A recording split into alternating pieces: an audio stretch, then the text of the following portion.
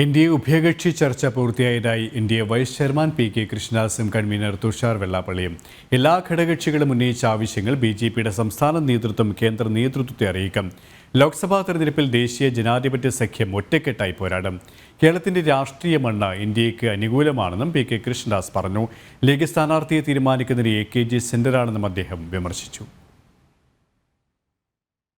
ഈ ഉഭയകക്ഷി ചർച്ചയിൽ എല്ലാ ഘടകകക്ഷികളും അവർ മത്സരിക്കാൻ ആഗ്രഹിക്കുന്ന ലോകസഭാ മണ്ഡലം ഉൾപ്പെടെ വിവിധ ആവശ്യങ്ങൾ ബി.ജെ.പി. നേതൃത്വത്തിന് മുന്നിൽ അവതരിപ്പിച്ചിട്ടുണ്ട്.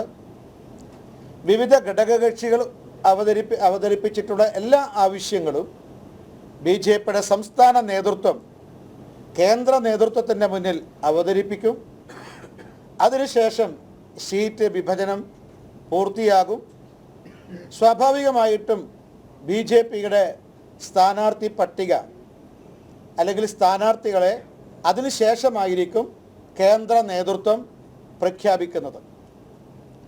ഏതായാലും ഈ ആസന്നമായ ലോക്സഭാ തെരഞ്ഞെടുപ്പിൽ ദേശീയ ജനാധിപത്യ സഖ്യം കേരളത്തിൻ്റെ രാഷ്ട്രീയ മണ്ണ് എൻ.ഡി.എക്ക് അനുകൂലമായി പാകപ്പെട്ടിരിക്കുന്നു എന്നുള്ളതാണ് ഇന്ന് എൻ.ഡി.എ സംസ്ഥാന നേതൃയോഗത്തിൻ്റെ വിലയിരുത്തൽ. മുസ്ലിം ലീഗിൻ്റെ സ്ഥാനാർത്ഥി നിർണയം നടന്നത് CPM-ൻ്റെ സംസ്ഥാന കാര്യാലയമായ എ.കെ.ജി. സെൻറ്ററിലാണ്. ഇപ്പോൾ മുസ്ലിം ലീഗിൻ്റെ സ്ഥാനാർത്ഥിയെ നിർണയിക്കാൻ എ.കെ.ജി. സെൻറ്ററിന് CPM സംസ്ഥാന നേതൃത്വത്തിന് സാധിക്കുന്നു എങ്കിൽ മുസ്ലിം ലീഗും CPM-ഉം തമ്മിലുള്ള അന്തർധാര മറ നീക്കി പുറത്തു വന്നിരിക്കുകയാണ്.